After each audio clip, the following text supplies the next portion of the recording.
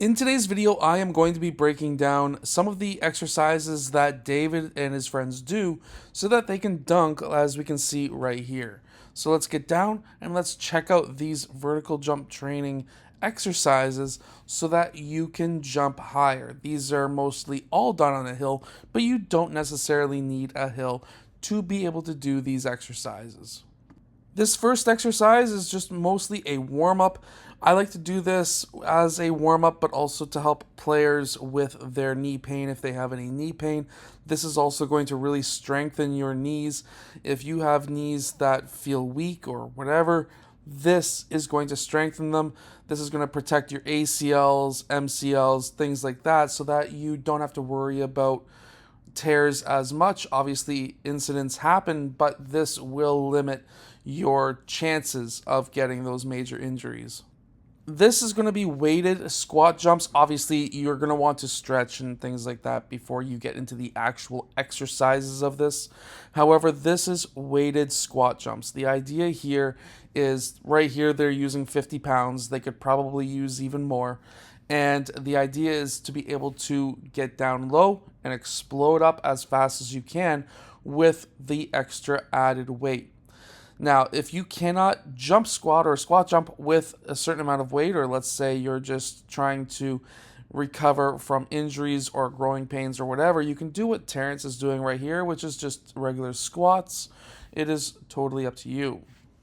This one is probably one of the more difficult exercises in this video, and that would be just quick 2-foot hops over the hurdle as fast as you can, and then exploding up the hill with a 2-foot squat. Now, what you're really working on here is generally quickness and speed over that hurdle with 2 feet, but then with power getting up that hill, because you want to try and build power if you're trying to jump higher. And to be able to do that is one of the easiest, actually technically hardest, but one of the easiest ways is to squat jump up a hill like this. Now, one way that you can build a lot of power is this single arm or this single dumbbell one-arm squat or one-arm snatch. Basically, what you're doing here is you're building a lot of your lower end power with your back, but also a little bit of your glutes, but also your shoulder strength too, because when it comes to your shoulders, that's a good considerable, maybe 5 to 8% of your power that comes from your shoulders because of momentum. So that, especially if you go off of one leg, if you're a one-legged jumper, you have to have strong shoulders to be able to jump higher, because that is going to allow you to pull yourself up. That's a lot of momentum that you are gaining from your shoulders. Now we're going to move into the what I call the RDLs, the deadlifts, but we're going to be using a single dumbbell here. This is 25 pounds. And basically, you're going to have your feet roughly shoulder width apart. David might have been able to do this a little bit better if he was potentially a couple of inches wider on his feet. However, what you're trying to do is to keep that dumbbell in between your legs, trying to look straight, unlike what Terrence was just doing, looking down. You do not want to look down. You want to look straight forward. You want to try and keep your shoulders back, and you want to try and keep that weight in between your feet. That way you're still balanced and not hurting your back. This is really going to help you jump higher because of your glutes, but also because of your lower back as well. This is an absolute power exercise for you to be able to do and use to jump higher. Now we're getting into the single leg strength, and single leg strength is very important because that's going to help your knee get stronger and more stabilized. However, especially if you are a one-leg jumper, then being a one-leg jumper, you need to have a lot of single leg strength. And what this is going to help you with is that single leg strength, single leg explosiveness. However, huge part of it is all about building the strength around your knee and allowing your knee to get stronger and stabilize itself so that you can reduce your chances of having injuries. We do not want to have any torn ACLs, MCLs, anything like that. If you have a strong knee, then you're going to have a massively reduced chance of having a ligament issue. Isometric holds are really good for a lot of different things.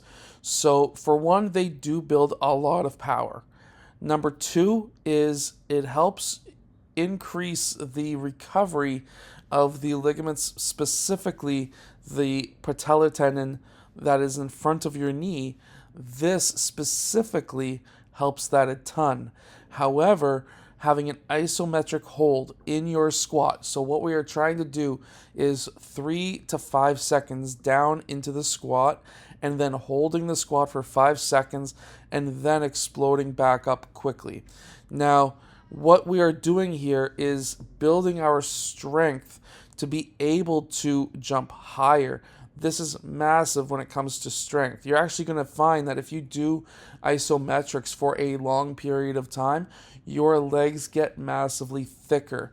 You get stronger muscle. However, it's going to be helping lengthen the tendons that are in your knee and basically allow it to heal a little bit as well, because every time you're playing basketball, you're doing damage to your knee.